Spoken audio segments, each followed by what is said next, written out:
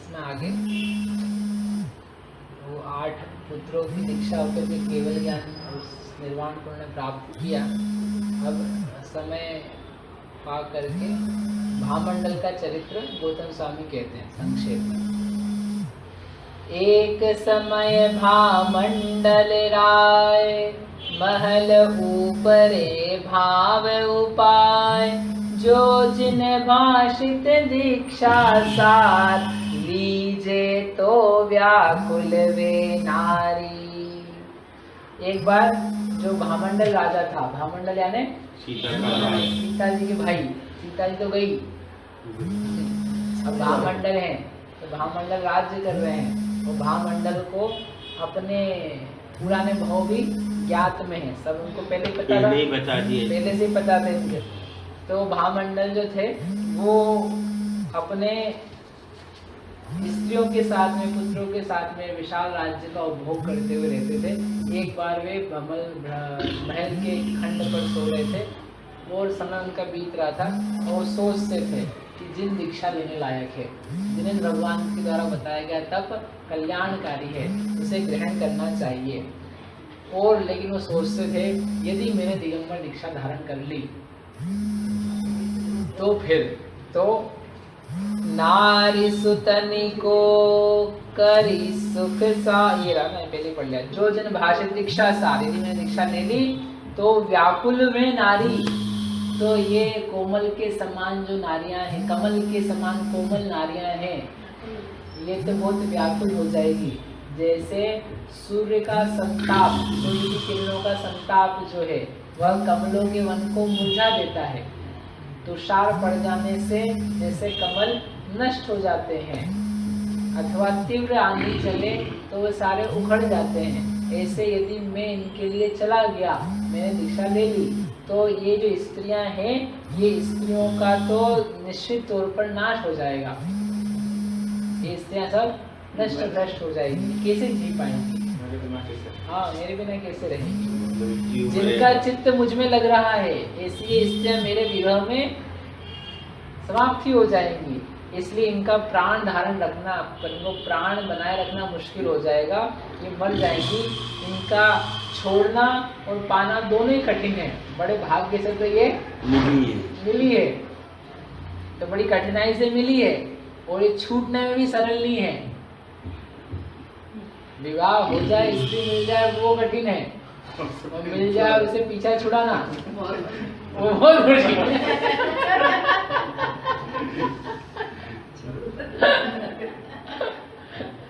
वो महिला बोल रही पीछे, छोड़ो, कौन मना कर रहा है?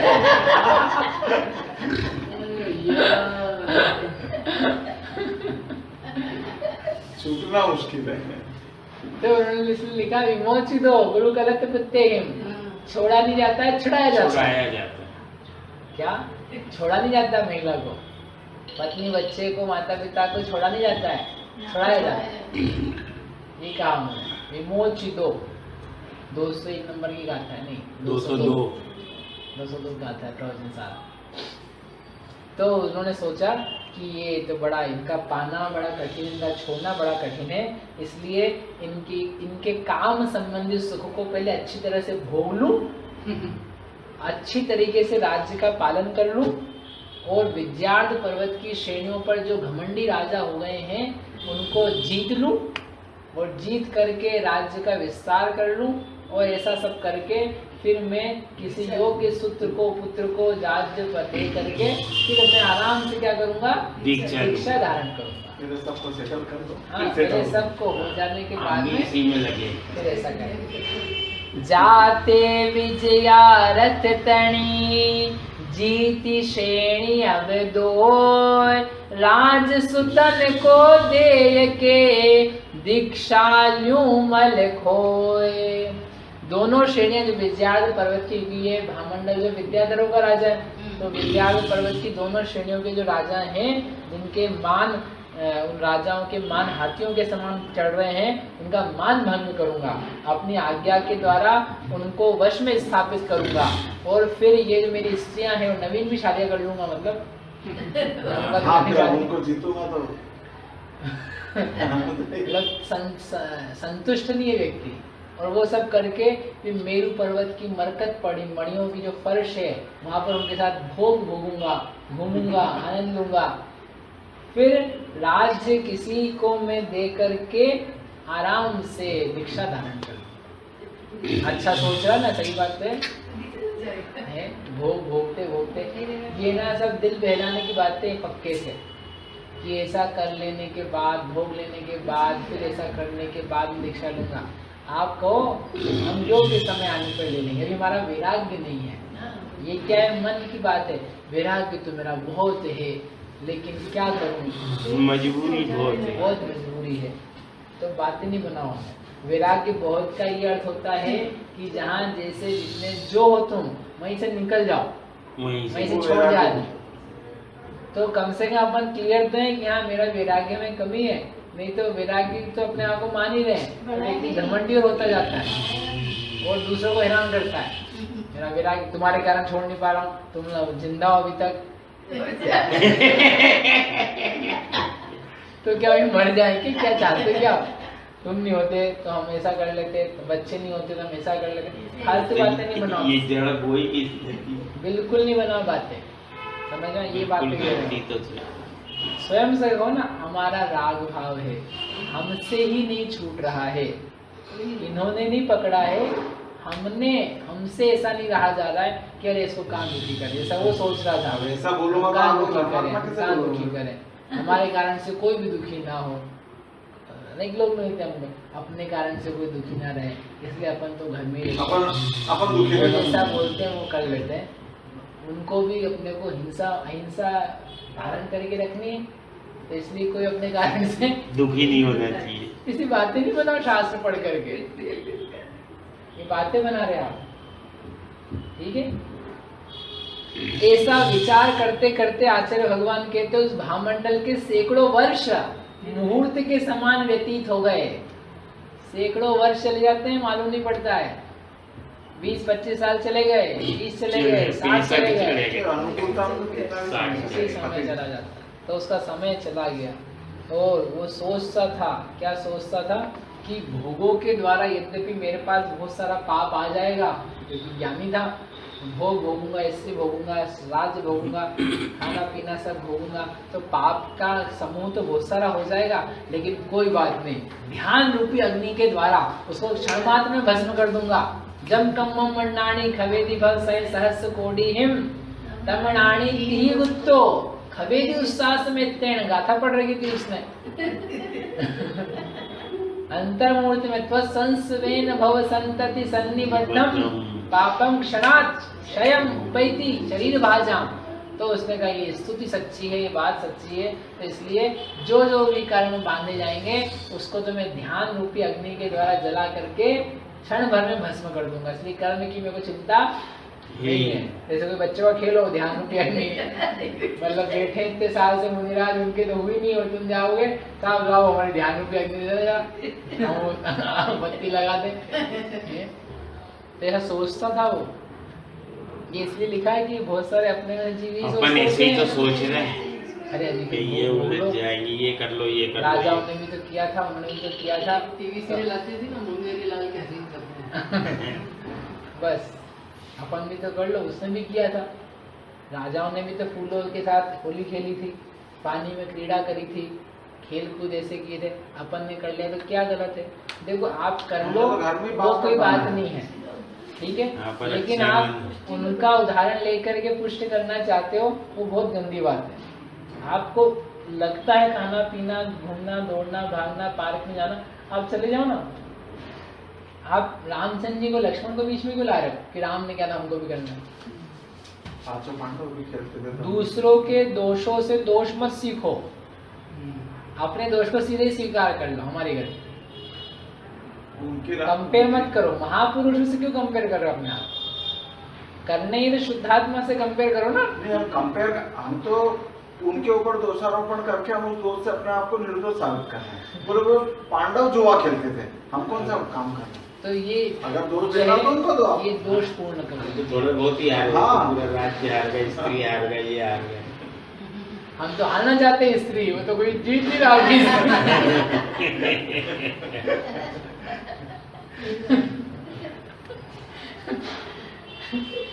तो वो सोचते सोचते उसके सैकड़ों वर्ष निकल गए और एक दिन वो छत पे बैठा हुआ था तो क्या हुआ, ऐसे चितवत ही जी बार वज्र पड़ो ता शिर तत्काल, राज कहाँ अरु तप फुनि कहाँ, उपजो अन्य भूमि में तहाँ। और एक दिन बैठा था महल की घंट पे, इसी बात का विचार कर रहा था और ऊपर से वज्रपात हुआ, बिजली गिरी कड़की और उसके सिर पर आके गिरी और वो वहीं के वहीं तत्काल मृत्यु को प्राप्त हो गया। ना वो दीक्षा ले पाया, ना कर्म अग्नि को भस्म कर जला पाया, ना ध्यान की अग्नि को जला से कर्म को नष्ट कर पाया। पत्नियां तो उसको अभी भी छोड़नी पड़ी, बच्चे तो उसके अभी भी छूटे, राज्य उसका अभी भी छूटा, सब चीज छूट गई और वो जिंदे रहे सब लोग। वो सोच रहा था मेरे बिना मर जाएंगे, वो सब जिंदे थे। ये अपनी कल्पना थी अकेली, मैं छोड़ के जाऊंगा तो ये मरण को प्राप्त हो जाएंगे। आउ खैण मरणम, जीवो एवं मरण की सवर्ण हूँ। तुम्हारे जाने से आयु कारण नहीं होता है, उनकी आयु के क्षय से आयु कारण होता है, इसलिए मेरे कारण से होगा। आप सोच रहे मैं चला जाऊंगा घर छोड़ के तो घर में सुख दुख कैसे असुख कैसे आएगा। कमोदेन जीवा दुखिर सुविधा हवंति तभी सव्वे, कर्म के उदय से भी जीव सुखी दुखी हो रहे हैं, तुम्हारे करने कराने से नहीं हो रहे हैं। तो वो सोचता रहा और वो मर गया। ओहो हो, आचार्य भगवान कहते हैं वह अपने जन्मांतर की सारी चेष्टा जानता था, यानी अपने पूर्व भव सारे जानता था, क्या क्या पाप करके आया है, कैसे विचित्र भवों से आया है और कैसे जन्मते समय ही उसका मरण होने वाला था, बच गया। वो देव उठा करके ले गया था उसको मारने के लिए, जन्मते से बोनस था उसके पास, जीवन का जीवन दान मिला था उसको। और उधर जब युद्ध चल रहा था रावण के साथ तो वो उन्होंने पाश में बांध लिया था इंद्रजीत और कुंभकर्ण ने इन लोगों को, तब भी वो इनकी कृपा से राम लक्ष्मण के आने से बच गए थे, तो तब फिर मर गए थे ये तो। और अब ये साक्षात ही मरण का अवसर आया, तो वो सब कुछ जानता था, पूर्व भाव भी जानता था, इस भाव की भी चेष्टा जानता था। फिर भी आचार्य कहते एक वाक्य मुझे हमेशा याद रहता है, इतना दीर्घ सूत्री था कि आत्म कल्याण में स्थित नहीं हुआ। दूरदृष्टि नहीं, दीर्घ सूत्री। दीर्घ सूत्री यानी करूंगा करूंगा करूंगा करूंगा, कभी तो करूंगा। आशावादी था। आशावादी नहीं बोलते हैं, दीर्घ सूत्री। दीर्घ सूत्री यानी टालने वाला, काम को टालने वाला। अपने में से ज्यादातर लोग हैं, लौकिक जीवन में भी और धार्मिक जीवन में भी। कर लेंगे, अभी कर लेंगे, ये सामान इधर को अभी रख देंगे, बच्चों के ही घर में ये जमा देना, हाँ करते हैं अभी, अगले दिन अभी करते हैं, अभी ऐसे करते करते 7-10 दिन निकाल दे। ऐसे बहुत रहते घर में, सब माता पिता को यही शिकायत है, पतियों से ही शिकायत है, पत्नियों से शिकायत, सबको शिकायत, लेकिन खुद नहीं देखता है कि हम क्या क्या टालते हैं। तो वो टालता जाता था। तो ये सूत्र इतना है, तथापि इतना दीर्घ, वो सब कुछ जानता था, तथापि इतना दीर्घ सूत्री था कि आत्म कल्याण के लिए स्थित नहीं हुआ। तृष्णा विषाद को नष्ट करने वाले मनुष्यों को क्षण भर के लिए भी शांति की प्राप्ति नहीं होती, उनके मस्तक के समीप ही पैर रखने वाली मृत्यु सदा अवसर की प्रतीक्षा किया करती है। ओ क्षण भर में नष्ट हो जाने वाले शरीर के लिए विषयों का दास होकर के अधम प्राणी क्या क्या बेकार के काम नहीं कर लेता है। जो क्षण भंगुर जानता है विषयों को, वो त्याग करके उत्तम व्रतों को, सम्यक दर्शन को धारण करता है, वास्तव में उसी का जीवन सार्थक है। अन्य सब मनुष्य नहीं तो अकृत कृत्य दशा में ही नष्ट हो जाता है। ये काम बाकी। कब मरेंगे अपन, कैसे मरेंगे? मुनि बन करके मरे तो आप कृतकृत्य होकर के मरोगे संसार की अपेक्षा से, और घर में मरे तो करते करते मरोगे, तो अकृतकृत्य ही मरोगे। कर तो पाओगे नहीं, करते करते नहीं पड़े रहोगे। कर नहीं पाओगे कुछ और दिमाग में ये करना है करना है करना करना, बाकी वो सब चलता जाएगा। अकृत दशा मनाने पुनः 1000 शास्त्रों से भी क्या प्रयोजन है जिससे आत्मा की शांति नहीं होती है, और एक पद भी बहुत है जिससे आत्मा शांति को प्राप्त हो जाता है। जैसे कटे पंख का पक्षी आकाश में उड़ना चाहता है लेकिन उड़ नहीं पाता है। क्यों? क्योंकि योग्य उद्यम, योग्य सामग्री ना हो तो कार्य की सफलता नहीं होती है। उसी प्रकार यह जीव सद्धर्म करना तो चाहता है, पर जैसा चाहिए वैसा श्रम, वैसा उद्योग, वैसी मेहनत नहीं करता। यदि मेहनत के बिना भी लोगों को अपने इच्छानुकूल पदार्थों की प्राप्ति हो जाए तो आचार्य कहते हैं तो फिर संसार में कोई भी विरह वाला या दरिद्र वाला दीन दुखी क्यों रहेगा? सबकी इच्छा है हमको संपत्ति, वैभव, घर, संपत्ति प्राप्त हो जाए, इच्छा है प्राप्त हो जाए, बिना उद्योग के नहीं मिलती है, लक्ष्मी नहीं मिलती है। वैसे ही कोई भी बिना पुरुषार्थ के मोक्ष को, सम्यक दर्शन को प्राप्त नहीं कर सकता है। जो मनुष्य द्वार पर आए हुए साधुओं को दान देता है, धर्म का आचरण करता है, संस्कार से रहता है और मोक्ष मार्ग के लिए प्रयत्नशील होकर के आत्मा का अवलंबन रहता है, वह जीव वास्तव में मोक्ष मार्ग को प्राप्त करता है। वह भामंडल नहीं कर पाया। लेकिन आप लोग कोई भामंडल मत बनना। अपन सभी रामचंद्र जी जैसे बने, रामचंद्र से बेहतर वो लक्ष्मण के 8 पुत्र जिन्होंने बाल्यावस्था में ही, शादी की उम्र में ही दीक्षा ले ली। उनके पिताओं के बच्चे, बच्चों के बच्चे दिखाई दे रहे हैं, लेकिन वो निर्ग्रंथ मुनि के समान विचरण कर रहे हैं। घातिया कर्म का नाश करके मोक्ष प्राप्त किया।